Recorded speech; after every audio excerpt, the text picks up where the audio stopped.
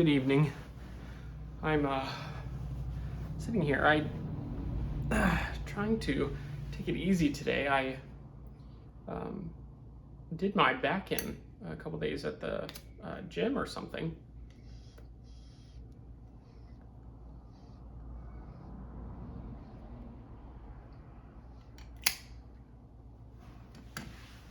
So I'm trying to take it easy here.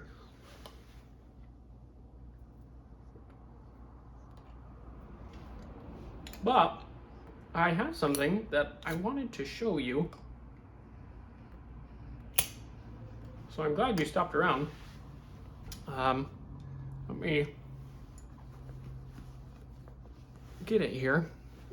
So I've got it sitting right next to you, actually. I make a annual trip through Middle Earth, at least. I go through and on September 19, I start reading The Lord of the Rings again. And I have a really nice, I think they're like 2004 to 2007 or something like that. But they're the nice big hardcover edition with the Alan Lee illustrations. And I absolutely love Alan Lee's illustrations, his watercolor, and then also just the way it's been produced in most of the copies that I've seen. It's on really nice paper, it really comes through, it's very crisp and fine. Sometimes with watercolor, the paper it's printed on isn't the greatest, and so you don't get to see the just the really fine detail of the artist. Sometimes not quite blurry, but it kind of fades into the paper a little bit, so you don't get to see that. The artist's handiwork so much, but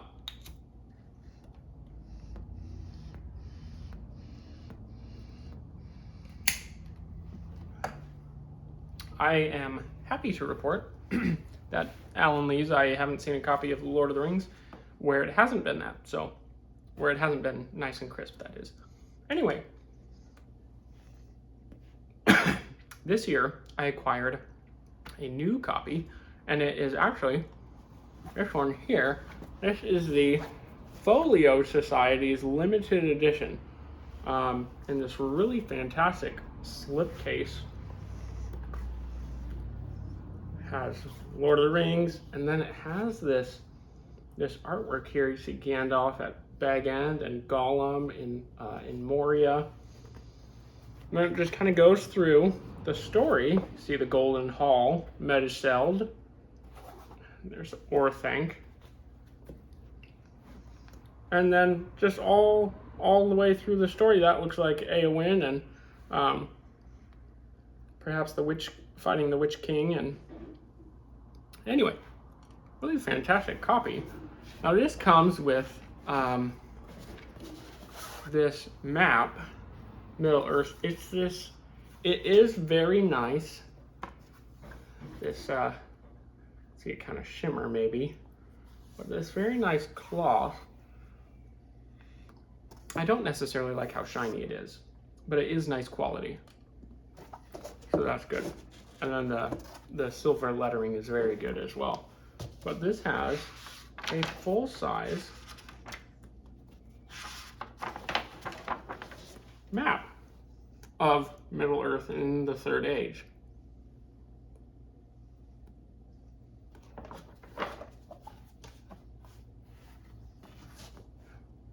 Just an incredible copy. This also comes with a unique print.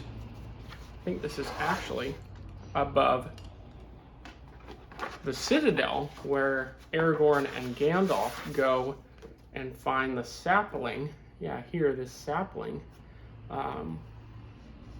that Aragorn plants anew around his coronation. You can actually see Gandalf there and Aragorn.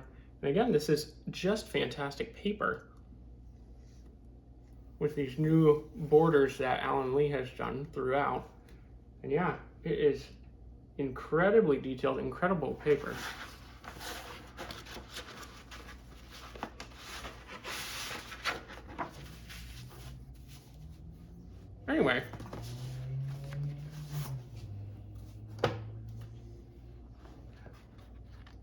goes there.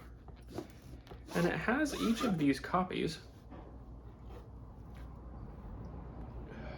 with this leather covering on the spine.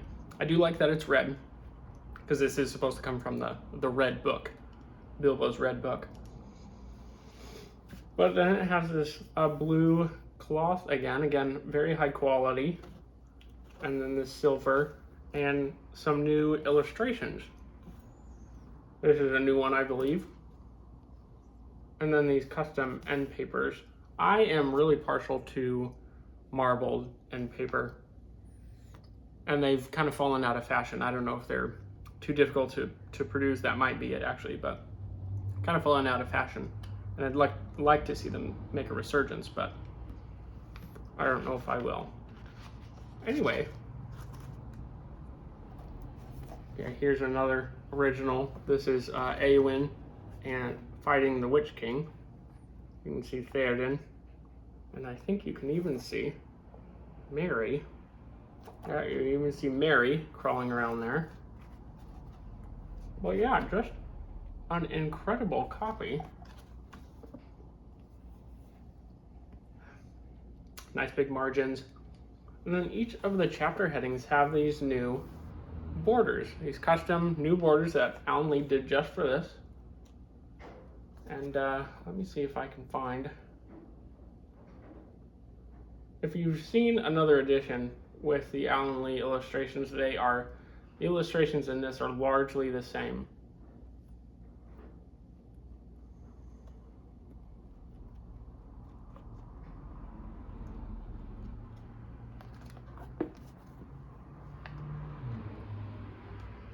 But there are a couple additions, including those first two that I showed you on the cover here. And then this one of the Grey Havens. Just incredible.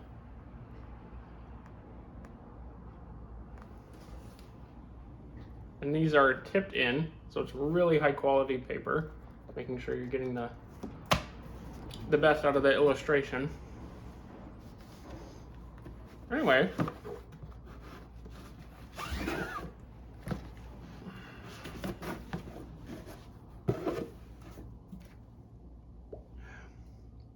I quite like this one. Get Gandalf's confrontation with Balrog and Khazad-dûm.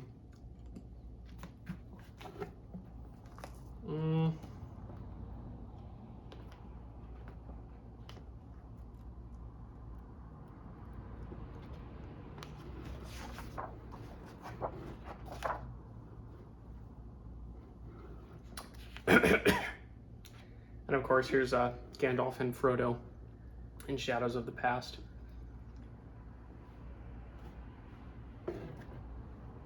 Anyway, just an incredible copy. They are quite big and very heavy. And I do have some books that I like.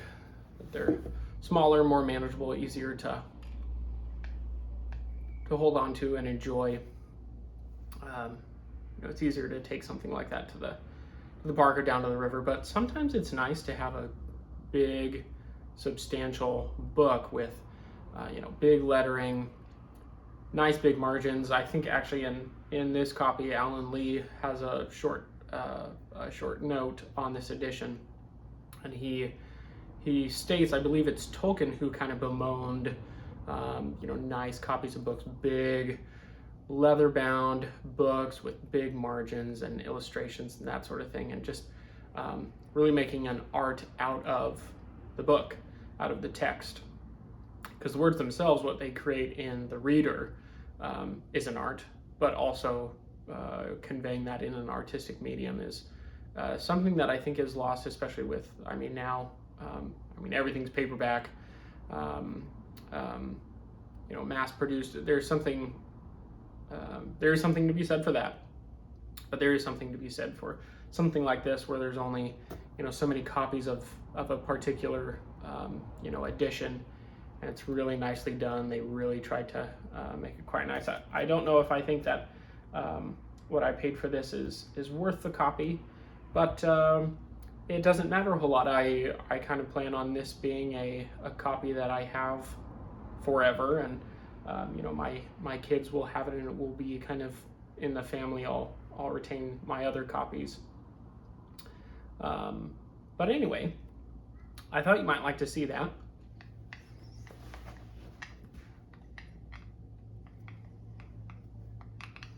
I did just have someone ask me what my favorite literary work was. And in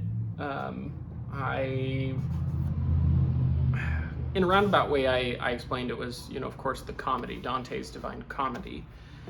And they looked at me a little shocked, because they do know how much I like Lord of the Rings, and they said, you know, not Lord of the Rings. I said, well, being asked, what is your favorite literary work? What's your favorite book? In my mind, it is kind of like being asked, where do you like to vacation? And I think ultimately, Lord of the Rings couldn't ever be my favorite work in that sense, because you don't really vacation in Lord of the Rings, and by that I mean you're not really going elsewhere. The whole point of Lord of the Rings is it's actually about a real place, Middle-earth, which is this mythology for the English people that Tolkien was trying to put together.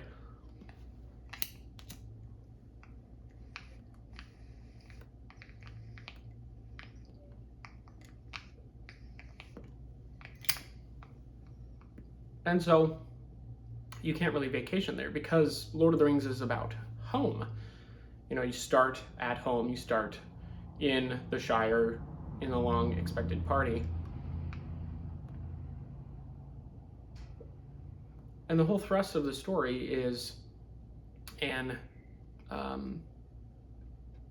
don't know if this is an actual word, but an oikonomachy. Oikomachy? That is the Greek oikos, home, and maki, war, you know, a war for home. How do you defend your home? And of course you see that in the latter part of The Return of the King. After the story ends, after everything's made right, you even see that in, you know, a modern storyteller doesn't really understand the end of The Return of the King. Why do you have to scour the Shire? But the whole point is, after the fairy tale ending, you know, the king, the Dark Lord is defeated, the king is crowned and married and wed and all that sort of stuff, and the heroes get their, you know, praise and glory, but there's still something to be done. And of course, the point is that you and me, we still have to put the book down and go and do something about it. That is supposed to affect our home, our life. We're supposed to set our shires right.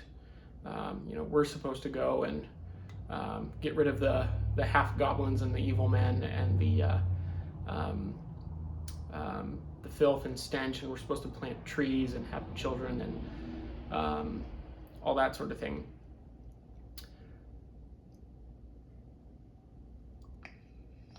Yeah, I don't know if I have anything else to say on that front, but a very awesome copy. Love the copy. It is very heavy, but it's nice. It actually doesn't fit on any of my bookshelves unless I lay it down, and I don't have the bookshelf space for that. So I'll have to figure out some other storage options for that. Well, anyway, thanks for stopping around and looking at that with me, and I'm sure next time we perhaps pick that up might be around September 19, and perhaps we should get in a reading. It's becoming kind of customary for me to, on September 19, to start reading Lord of the Rings and start with the, you know, that long expected party. So thanks for stopping around. We'll see you next time.